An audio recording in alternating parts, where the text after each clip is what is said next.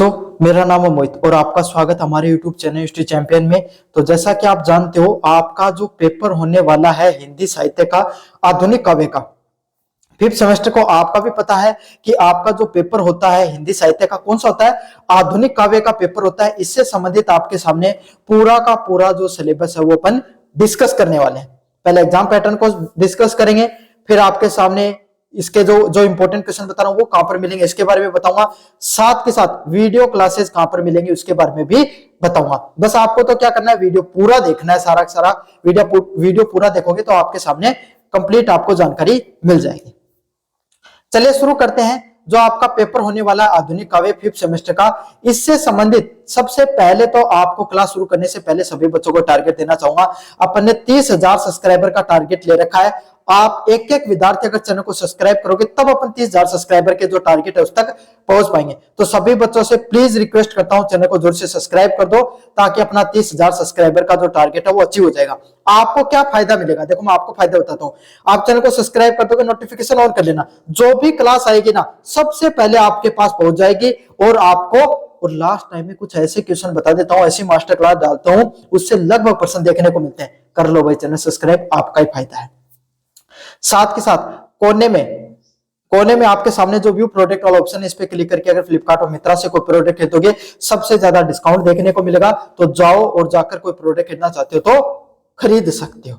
समझ में आ गया? तो चलिए शुरू करते हैं। आपके सामने हिंदी साहित्य का पेपर है। अगर इस पेपर की बात करूं आपके सामने, तो ये पेपर पहले आपके सामने जो रेगुलर वाले विद्यार्थी और नॉन कॉलेज वाले विद्यार्थी उनके लिए अलग अलग होता था। अब यूनिवर्सिटी कुछ बदलाव करती है, उसकी बात अलग है, क्योंकि इस बार शायद एक ही पेपर आएगा। क्यों? क्योंकि विश्वविद्यालय ने जो फर्स्ट सेमेस्टर की एग्जाम हुई थी उसमें भी एक ही पेपर कराया था। लेकिन अभी जो पिछले वाला पैटर्न है उसी के हिसाब से अपन देख लेते हैं पेपर कैसे आएगा। तो रेगुलर वालों के लिए 120 नंबर का, नॉन कॉलेज वालों के 150 नंबर का। कितने नंबर का? 150 नंबर का। और अब आएगा तो 100 नंबर का आएगा, अगर चेंज होकर आएगा तो। समझ में आ गया? लेकिन कोई फर्क नहीं पड़ता, पैटर्न सेम ही रहेगा प्रश्नों का। यहां पर आपको 60 नंबर पास होने के लिए चाहिए थे, फिफ्थ सेमेस्टर में आ गया आपको इतना तो पता ही है। और रेगुलर वालों को 40 नंबर पास होने के लिए चाहिए जाते हैं। अब पेपर की बात करें तो आपके पेपर में 3 टाइप के प्रश्न पूछे जाते हैं। कितने टाइप के? 3 टाइप के प्रश्न पूछे जाते हैं। वो इंपॉर्टेंट आपके लिए जानना। समझ में आ गया? सबसे पहले अगर मैं प्रश्नों की बात करूं तो वेरी शॉर्ट टाइप के क्वेश्चन। कितने प्रश्न? अति लघुतरात्मक प्रश्न देखने को मिलेंगे। कौन से? अति लघुतरात्मक प्रश्न आपको देखने को मिलते हैं, जिसमें से कितने प्रश्न आते हैं भाई? 10%।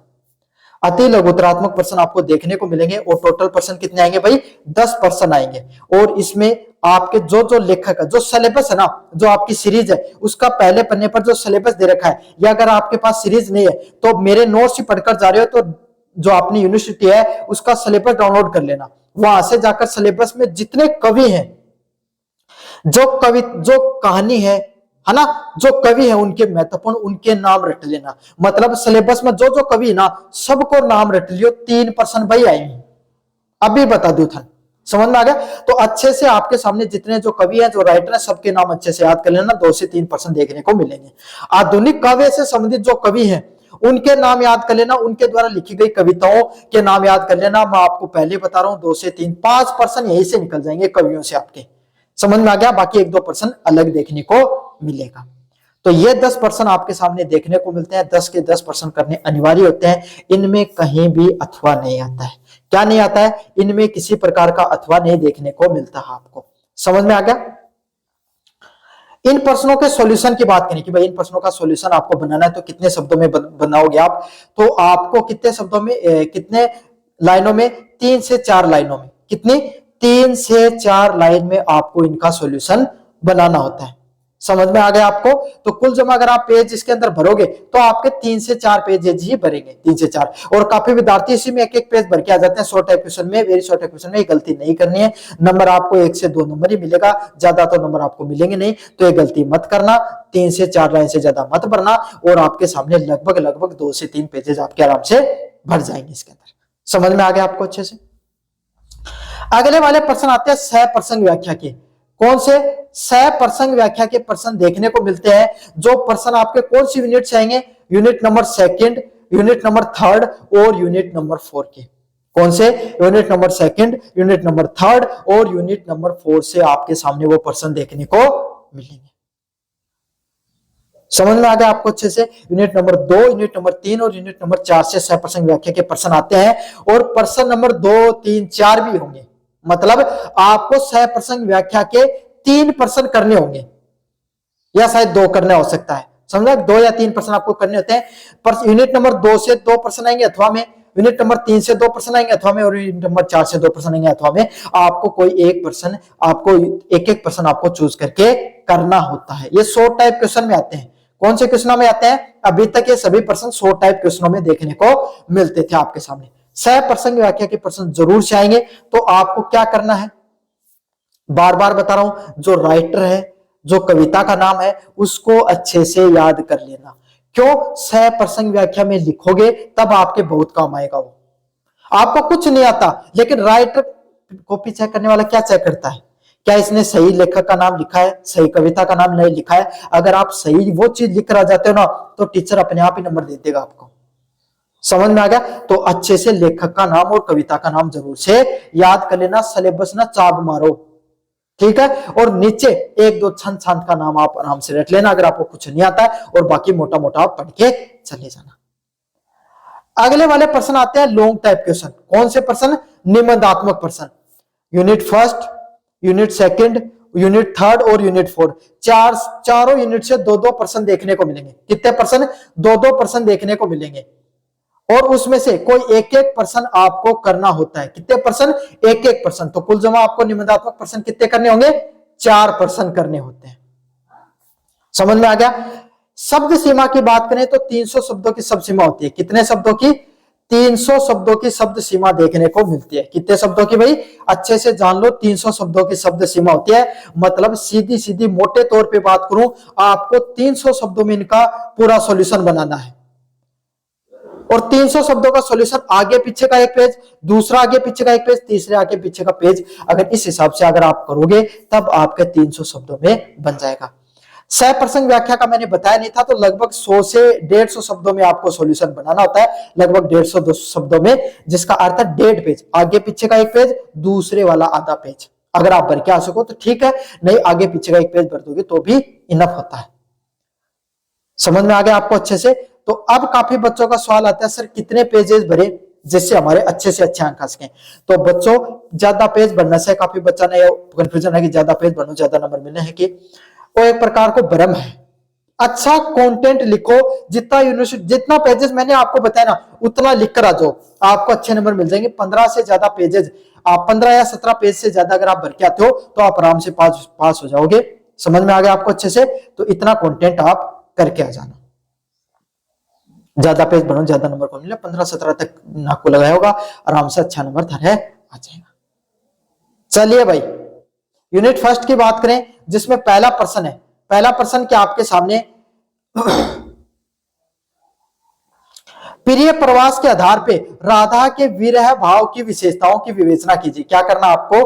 प्रिय प्रवास के आधार पे आपके सामने जो राधा का विरह भाव है, उसकी विशेषताओं के बारे में आपको बताना है कि प्रिय प्रवास में जो राधा है, उसकी विरह की भावना कैसे दिखाई देती है, उसके बारे में आपको विस्तार से बताना है। मोस्ट इंपोर्टेंट प्रश्न है। कैसा प्रश्न है? मोस्ट इंपोर्टेंट प्रश्न है, एग्जाम में बार बार देखने को मिलेगा, अच्छे से कर लेना।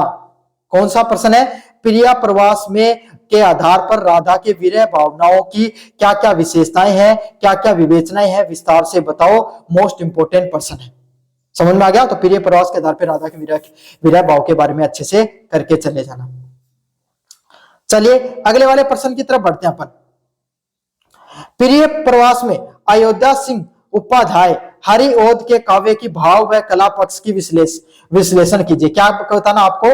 प्रिय प्रवास में आपके सामने जो अयोध्या सिंह उपाध्याय है, उन्होंने हरिओद के काव्य में भाव एवं कला पक्ष के बारे में क्या बताया, विस्तार से बताइए। मतलब प्रिय प्रवास में जो अयोध्या सिंह उपाध्याय है, उनके हरिओद का जो काव्य होता है, उसमें काव्य के भाव क्या है, कला पक्ष क्या होती है, उसके बारे में विस्तार से बताना। मोस्ट इंपोर्टेंट प्रश्न है, अच्छे से कर लेना। कैसा प्रश्न है? मोस्ट इंपोर्टेंट प्रश्न है, एग्जाम में बार बार देखने को मिलता है, अच्छे से इस प्रश्न को कर लेना। मोस्ट इंपोर्टेंट प्रश्न है। चलिए यूनिट नंबर 1 के अगले इंपोर्टेंट क्वेश्चन की बात करें। साकेत नवम श्रृंग के आधार पर मैथिली शरण गुप्त के काव्य की विशेषताओं का वर्णन कीजिए। साकेत के द्वारा जो नवम सर्ग लिखा गया उसके आधार पे मैथिली शरण गुप्त के काव्य की क्या प्रमुख विशेषताएं उसके बारे में बताना है। अच्छा प्रश्न है, मोस्ट इंपोर्टेंट प्रश्न है, एग्जाम में बार बार देखने को मिलता है। अच्छे से इस प्रश्न को करके चले जाना, मोस्ट इंपोर्टेंट प्रश्न है। समझ में आ गया। साकेत के जो नवम सर्ग होता है उसके आधार पे मैथिली शरण गुप्त के काव्य की क्या विशेषताएं हैं उसके बारे में बताइए। अच्छा प्रश्न है, एग्जाम में आएगा, अभी बता देता हूं, अच्छे से करके चले जाना आपको। चलिए यूनिट नंबर सेकंड पे पढ़ने से पहले आपको जो यूनिट फर्स्ट के इंपॉर्टेंट क्वेश्चन है वो कहां पर मिलेंगे, इनके सॉल्यूशन, इसके बारे में भी बता देता हूं। आपको इंपॉर्टेंट क्वेश्चन कहां पर मिलेंगे, तो आपको कुछ नहीं करना। इंपॉर्टेंट क्वेश्चन को करने के लिए डिस्क्रिप्शन में टेलीग्राम का लिंक दे रखा है। टेलीग्राम के दिए गए जैसे लिंक पर क्लिक करोगे तब आप क्या करना है, आप टेलीग्राम का चैनल ज्वाइन कर लोगे।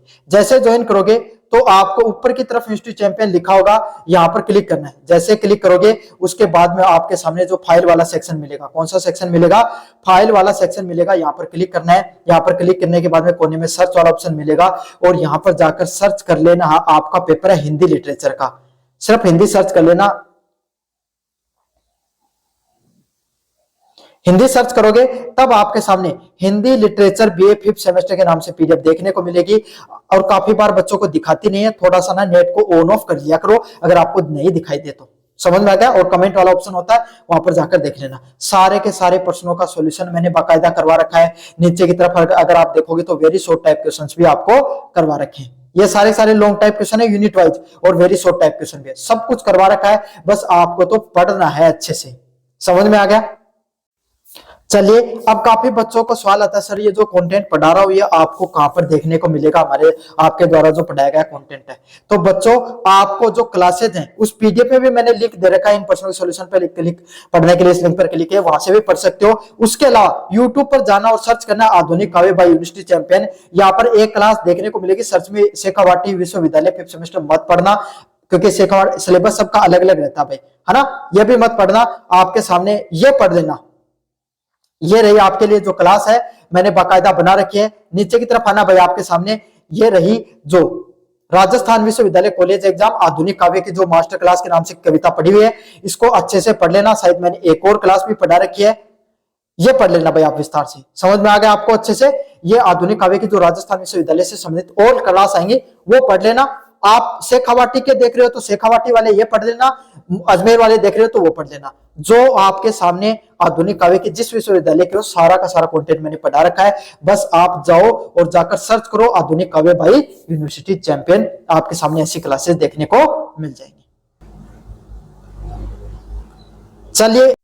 चलिए यूनिट नंबर आपके सामने सेकंड की बात करें, जहां पर आपके सामने पहला प्रश्न है जो इंपॉर्टेंट है यूनिट नंबर सेकंड का, कामयानी के चिंता सरंग का सार प्रस्तुत करते हुए विशिष्ट पर प्रकाश डालिए। क्या करना आपको, कामयानी के चिंता सरंग का सार प्रस्तुत करते हुए उसमें विशिष्ट चीजें उस पर प्रकाश डालना है। क्या डालना आपको, कामयानी के जो चिंता सरंग है उसके सार को प्रस्तुत करते हुए जो विशिष्ट है उस पर आपको प्रकाश डालना। मोस्ट इंपोर्टेंट प्रश्न है। कैसा प्रश्न है, मोस्ट इंपोर्टेंट प्रश्न है, एग्जाम में बार बार देखने को मिलता है। कामयानी का जो चिंता सरंग है उसका सार प्रस्तुत करना है। क्या करना है, सार प्रस्तुत करना है कामयानी के चिंता सरंग का।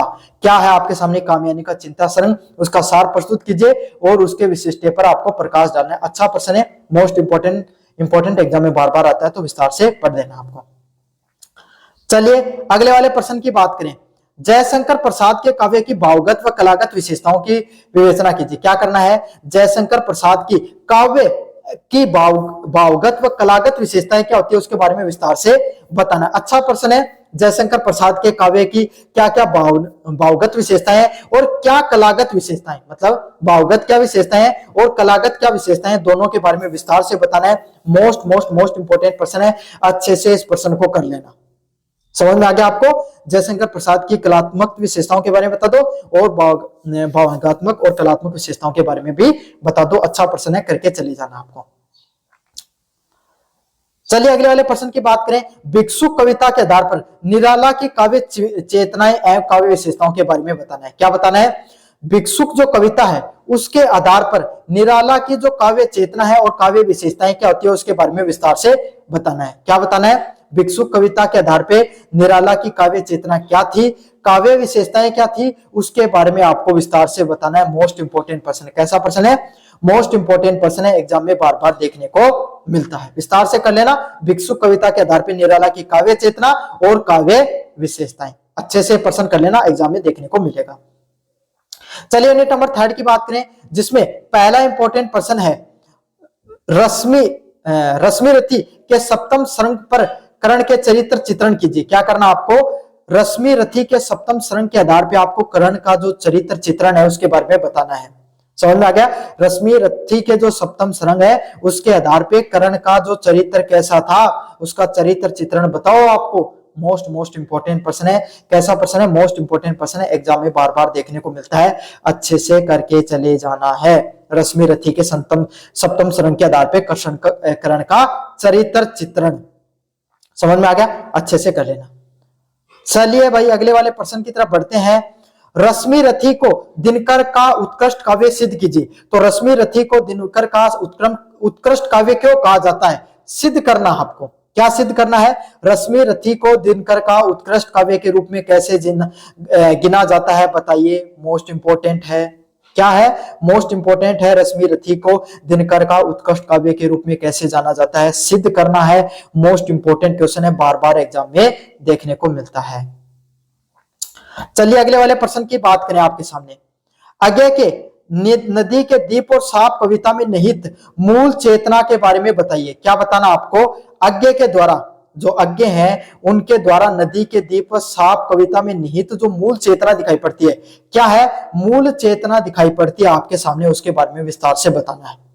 समझ में आ गया? तो आगे के द्वारा जो नदी के दीप लिखा गया है और जो साप कविता लिखी गई है उसमें क्या मूल चेतना है, क्या है, क्या मूल चेतना, उसके बारे में बताना है। मोस्ट इंपोर्टेंट प्रश्न है, एग्जाम में बार बार देखने को मिलता है, विस्तार से इस प्रश्न को करके चले जाना, आएगा एग्जाम में, अभी बता दे रहा हूं आपके सामने। समझ में आ गया? चलिए यूनिट नंबर 4 प्रश्न की बात करें। अकाल और उसके बाद कविता के आधार पर नागार्जुन की काव्य चेतना का विश्लेषण कीजिए। क्या करना है? अकाल और उसके बाद में कविता के आधार पर नागार्जुन की काव्य चेतना कैसी रही उसके बारे में आपको विस्तार से बताना है।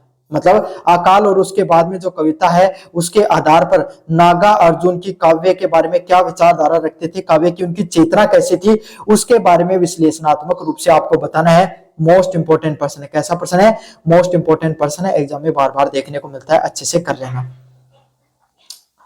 चलिए अगले वाले प्रश्न की तरफ अगर अपन आगे बढ़े, धूमिल की कविता मोचीराम की काव्य सौंदर्य एवं शिल्प का विवेचना कीजिए। क्या करना है? धूमिल की कविता मोचीराम के काव्य भाव सौंदर्य एवं शिल्प का विवेचना करनी है। क्या करनी है? धूमिल की कविता मोचीराम क्या है, उसमें भाव सौंदर्य और शिल्प क्या होती है उसके बारे में विस्तार से बताना। मोस्ट इंपोर्टेंट प्रश्न है। चलिए अगले वाले प्रश्न की तरफ बढ़ते हैं। कुंवर नारायण की कविता अब की बार लौटा तो के मूल भाव पर प्रकाश डालिए। क्या करना है? कुंवर नारायण की जो कविता है अब की बार लौटा तो उसके मूल भाव क्या है उसके बारे में आपको विस्तार से बताना है। कुंवर नारायण की जो कविता है अब की बार लौटा तो उसका मूल भाव क्या है उसके बारे में विस्तार से बताना है। ये प्रश्न भी मोस्ट इंपोर्टेंट है, एग्जाम में देखने को मिलता है, करके चले जाना, मोस्ट इंपोर्टेंट है। समझ में आ गया? तो ये थी आपके सामने आधुनिक काव्य जो 5th सेमेस्टर उसके जितने महत्वपूर्ण प्रश्न है सारे आपको मैंने बता दिए हैं, अच्छे से करके चले जाइएगा।